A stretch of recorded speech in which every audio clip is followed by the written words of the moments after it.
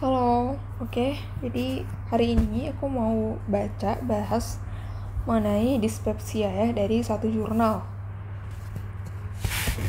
Kita langsung aja. Ini dia, dispepsia ya. Dispepsia ini hal yang berkontribusi itu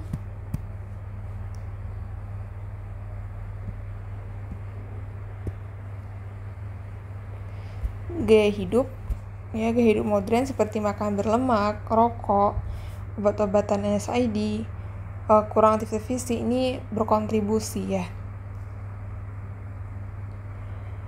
Dispepsia merupakan gangguan yang kompleks, mengacu pada kumpulan gejala. Jadi dispepsia ini adalah kumpulan gejala ya, bukan penyakit tapi kumpulan gejala seperti sensasi nyeri, tidak nyaman di perut bagian atas ya. Jadi dispepsia ini penyakit pencernaan bagian atas, saluran cerna bagian atas, terbakar, mual muntah, penuh dan kembung.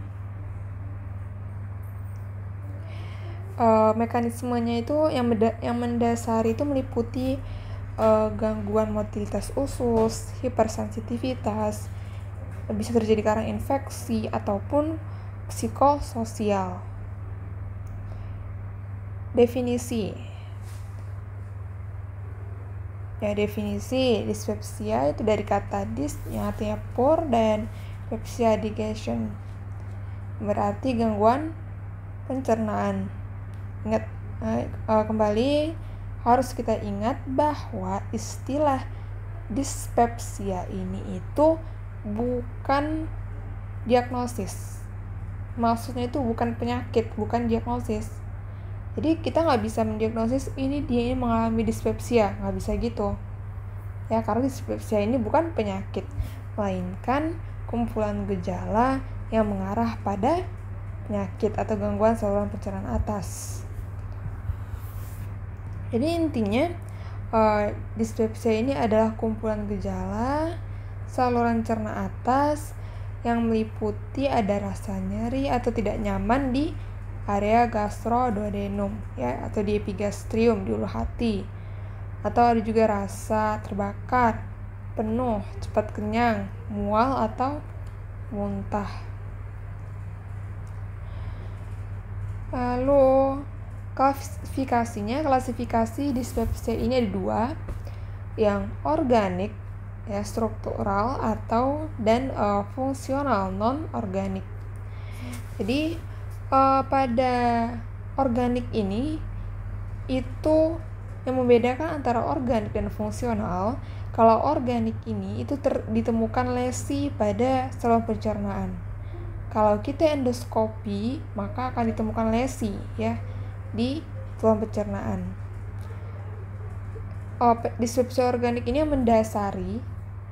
yang mendasari itu karena penyakit ulcus pepticum, bisa juga GERD, lalu kanker, penggunaan alkohol atau obat kronis ya, ini yang menyebabkan ada rasa dispepsia non organik. Maaf dispepsia organik ya, yang menyebabkan lesi di saluran pencernaannya. Lalu yang untuk non organik atau fungsional itu ditandai dengan nyeri atau tidak nyaman pada perut bagian atas yang kronis atau berulang tanpa abnormalitas pada pemeriksaan fisik dan endoskopi ya, berarti dia pada di fungsional ini tidak ada abnormalitas di saluran cerna.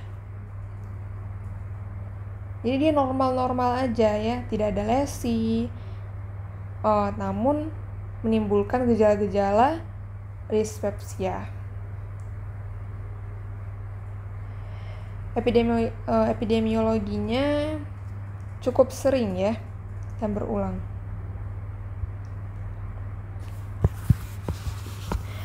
Untuk etiologi terbanyak dispepsia organik ya, yang organik, ingat yang ini adalah organik, yaitu ulcus pepticum, lambung atau duodenum, penyakit GERD, dan juga kanker lambung ya. Etiologinya, penyebabnya itu penyakit ini. Namun sebagian besar juga etiologi dispepsia ini tak diketahui yang untuk fungsional ya. Untuk fungsional itu sebagian besar tidak diketahui. Ini ya, bisa dilihat di tabel ini etiologi dispepsia 50-70% untuk dispepsia fungsional itu idiopatik ya, tidak diketahui. Lalu juga bisa terjadi karena ulcus pepticum, GERD, kanker lambung, dan banyak lagi nih.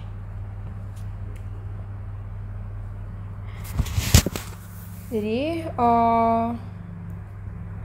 faktor diet ya, seperti makanan yang dibakar, cepat saji, berlemak, pedas, kopi, teh, dan pola hidup yang buruk seperti merokok, minum alkohol, obat NSAID, aspirin, kurang olahraga ini cukup berkontribusi ya dia pada adanya dispepsia. Kenapa rokok berkontribusi?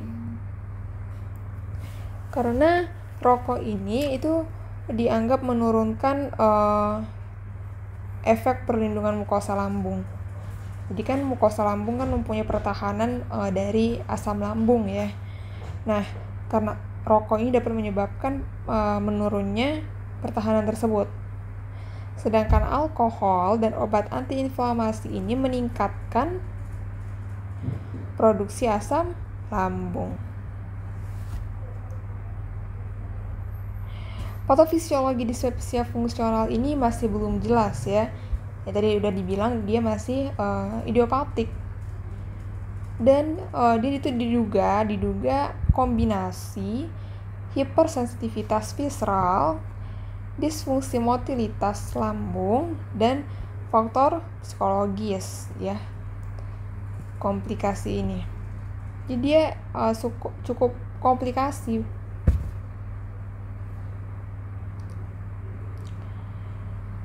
Oke. Untuk faktor resiko dispepsia organik, kalau tadi ini adalah fungsional ya, yang masih belum jelas. Dan diduga kombinasinya itu banyak ya. Faktor untuk dispepsia organik itu antara lain usia yang lebih dari 50 tahun. Lalu riwayat keluarga kanker lambung, ya, riwayat keluarga. Riwayat ulcus pepticum, ya sebelumnya dia punya penyakit ulcus pepticum. Ini diduga bisa menyebabkan terjadinya dispepsia organik. Kegagalan terapi, riwayat perdarahan saluran cerna, anemia, penurunan berat badan, muntah persisten, perubahan kebiasaan buang air besar, penggunaan NSAID dosis tinggi atau jangka panjang, alkohol, kronis, dan lain-lain. Ini faktor resikonya ya.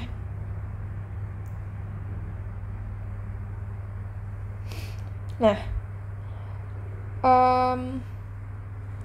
jadi dispepsia organik itu cenderung ditemukan pada usia tua ya. Tadi yang lebih dari 50 tahun itu resiko lebih tinggi. Dan juga lebih mungkin terinfeksi pylori, bakteri pylori, dan penggunaan obat. Pada dispepsia yang terkait dengan infeksi pylori ini terdapat perbedaan signifikan ya. Oke, ini menurut penelitian.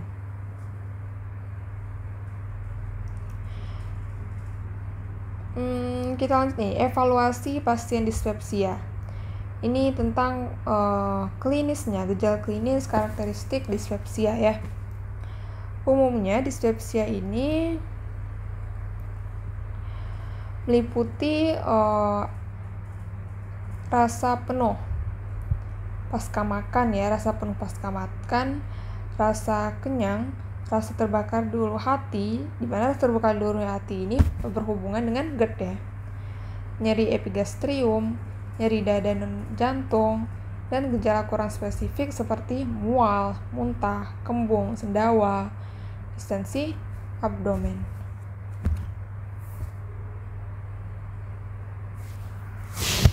Jadi untuk membedakan antara dispepsia organik dengan fungsional itu perlunya anamnesis dan pemeriksaan fisik yang akurat.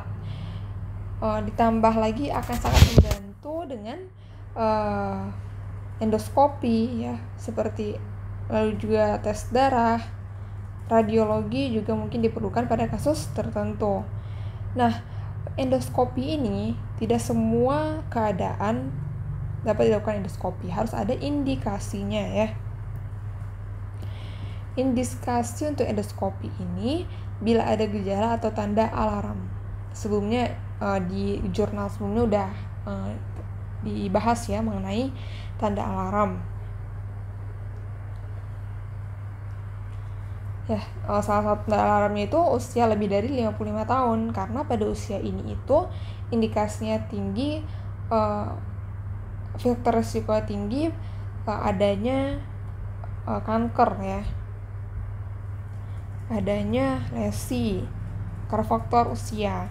Ini ya untuk tanda alarmnya: usia lebih dari 55 tahun, perdarahan saluran cerna, ada anemia, cepat kenyang atau penuh, disphagia, adenofagia, penurunan berat badan di mana lebih dari 10% dari berat normal, muntah berulang, limfadenopati, riwayat keluarga kanker lambung, dan juga teraba massa pada abdominal. Jadi jika ada alarm simptom ini, ya prinsipnya itu dirujuk ya.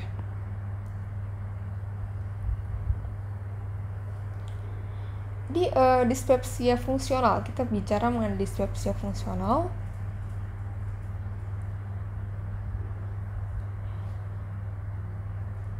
Pada kriteria Roman 3, definisi dispepsia fungsional itu adalah gejala yang diperkirakan berasal dari saluran cerna atas tanpa ada penyakit organik ya, maksudnya tanpa ada ya organik seperti lesi, tumor ya, benjolan massa gitu, nggak ada anatomi normal gitu ya pada fungsional. Kriteria dispepsia fungsional itu mencakup satu atau lebih dari ini ya: rasa penuh, cepat kenyang, nyeri di epigastrium, rasa terbakar di ulu hati. Dan pada endoskopi itu tidak ditemukan lesi ya, tidak ditemukan perubahan anatomi gitu, abnormal anatomi tidak ada. Awalnya dispepsia fungsional ini dibedakan menjadi 3 ya, ulcer-like, reflux-like, dan dysmotility-like. Mengingat banyak gejala dipicu oleh makanan, maka saat ini dibagi 2 ya, yaitu sindrom nyeri epigastrium dan sindrom distress postprandial. Jadi sekarang ada 2 karakteristik,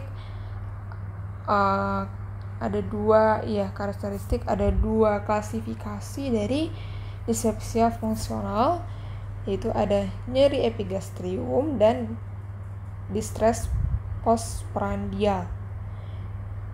Mudah ya untuk membedakan antara 2 itu, yaitu pada dispepsia tipe nyeri epigastrium itu dia keluhannya itu nyeri ya, nyeri rasa terbakar di epigastrium ya, di ulu hati, nyeri di dada, tentunya nyeri dada yang non kardiak ya ini ya. Jadi nyerinya tidak boleh generalisasi ke perut atau ke dada atau ke daerah perut lainnya. Jadi dia terlokalisasi. Nyeri tidak hilang dengan buang air besar atau flatus. Nyerinya tidak memenuhi kriteria nyeri kandung empedu atau Stevens-Roddy. Untuk kriteria pendukungnya itu bisa dia juga mengalami nyeri terbakar tapi tidak retrosternal. Nyeri biasanya diindukasi dengan reda diinduksi atau reda dengan konsumsi makan. Jadi dia kalau makan nyerinya reda. Lalu pada nyeri epigastrium ini juga bisa bersamaan adanya gejala tipe distress postprandial. Lalu untuk kriteria tipe distress postprandial ini yaitu salah satu atau lebih dari rasa penuh pasca makan, padahal makannya normal ya, nggak kebanyakan, tapi dia udah mengalami rasa penuh. Lalu rasa kenyang, sama ya, rasa kenyang dengan porsi yang biasa. Pendukungnya bisa dengan adanya sensasi perut kembung atau mual muntah, mual pasca makan. Juga gejala tipe ini, gejala tipe tipe nyeri epigastrium ini juga bisa terjadi bersamaan dengan tipe distress postprandial. Jadi untuk membedakan itu mudah. Untuk tipe nyeri epigastrium itu gejala yang khas itu adalah nyeri, rasa tidak nyaman, nyeri pada dada ya. Dada di sini epigastrium, bisa dia di ulu hati, sama aja sih. Tapi kalau dia yang tipe distress postprandial itu rasa penuh, cepat kenyang ya gitu. Untuk diagnosis banding, jadi kebanyakan ya penderita dispepsia ini tumpang tindih dengan penyakit lain.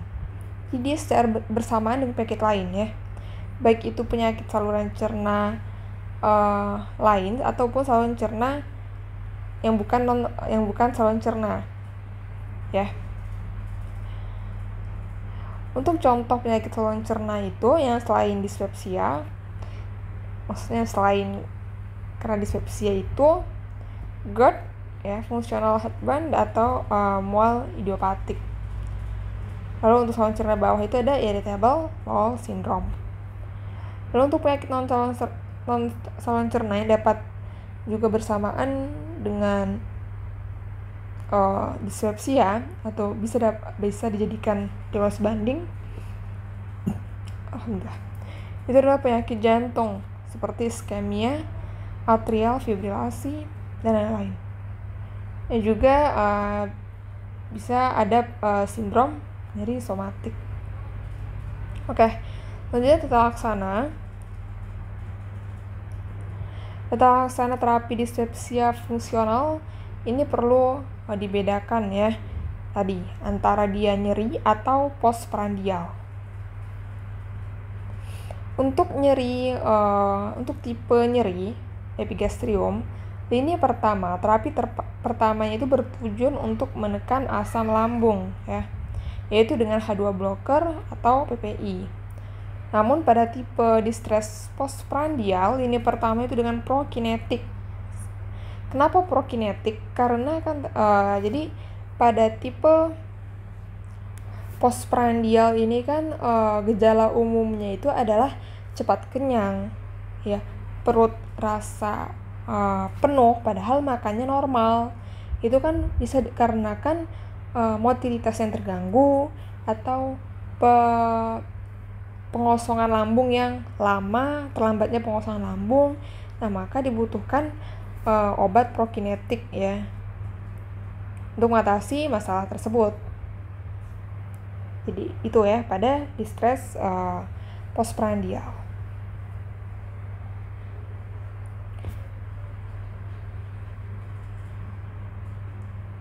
Di kombinasi obat penekan asam lambung dan prokinetik ini bermanfaat pada beberapa pasien ya, karena ya setiap pasien berbeda ya, gejalanya berbeda, masalahnya. Jadi bisa ada yang efektif, ada yang tidak.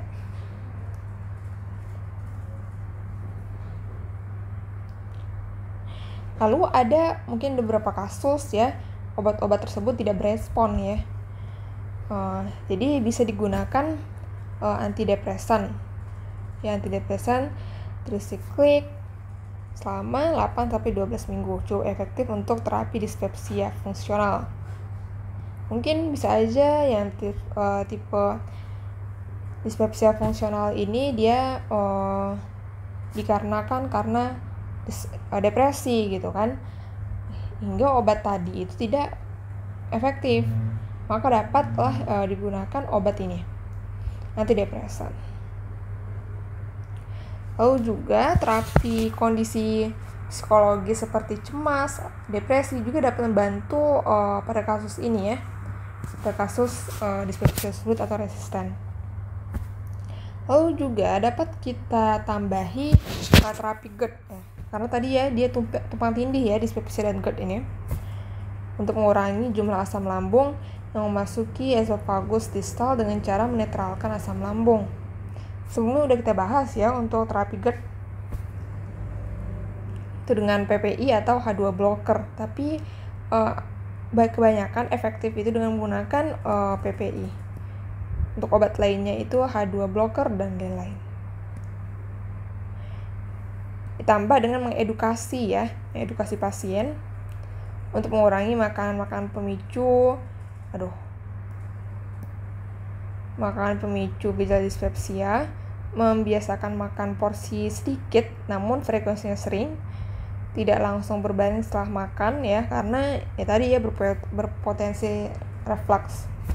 Lalu juga elevasi tubuh bagian atas saat tidur, juga menurunkan berat badan, itu direkomendasikan ya, karena salah satu faktor dapat menyebabkan GERD itu adalah tekanan intraabdomen yang tinggi, dan itu salah satunya karena dia obesitas ya, makanya direkomendasikan untuk menurunkan berat badan. Lalu juga terapi ulcus pylori ini juga bisa ya untuk eradikasi kuman dan menyembuhkan ulkus. Oke. Lalu juga bisa juga terapi ulcus pepticum ya, yang telah didiagnosis tentunya ya. Kalau dia belum didiagnosis, misalnya dia belum diagnosis ulcus pepticum, maka jangan asal diterapi aja ya. Jadi patogenesis dispepsia fungsional itu multifaktorial, banyak faktornya ya. Tidak bisa kita samaratakan, tidak bisa kita tetapkan, jadi banyak. Nah, jadi beberapa rekomendasi terapi farmakologis itu sesuai dengan patogenesisnya. Misalnya itu penekanan asam lambung, mengontrol hipersensitivitas lambung, lalu juga dengan prokinetik ya untuk memperbaiki motilitas lambung, antidepresan ya untuk mengatasi gangguan psikologis. Prognosisnya sebagian besar penderita dispepsia fungsional itu kronis dan kambuhan ya, dengan periode asimptomatik diikuti episode relapse. Jadi dia ya sembuh kambuh bisa gitu ya, bagi dia bersifat kronis.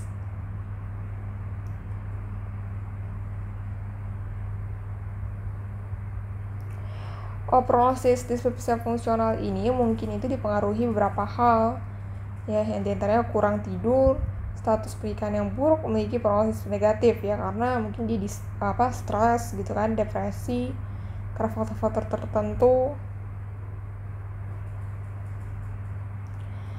Jadi meskipun dispepsia fungsional ini berlangsung kronis dan dia itu dapat mengaruhi kualitas hidup ya, tapi tidak terbukti menurunkan harapan hidup. Ya, kesimpulan, dispepsia ini baik dialami dan mengganggu kualitas hidup ya. Jadi dispepsia ini cukup banyak dialami ya oleh orang-orang, terutama di negara barat, negara Eropa banyak ya yang mengalami dispepsia. Klasifikasi berdasarkan ada tidaknya lesi organik dari pemeriksaan fisik dan penunjang ya, seperti laboratorium dan endoskopi. Tadi untuk membedakan dispepsia organik ataupun fungsional. Harus juga dipertimbangkan kemungkinan penyebab non gastrointestinal termasuk iskemik jantung ya. Bisa aja penyakit tersebut penyebabnya itu bukan gastrointestinal. Direkomendasikan menghindari faktor risiko pencetus dan terapi farmakologis. Jadi selain menggunakan terapi farmakologis harus juga diedukasi pasiennya. Oke, mungkin sekian. Terima kasih.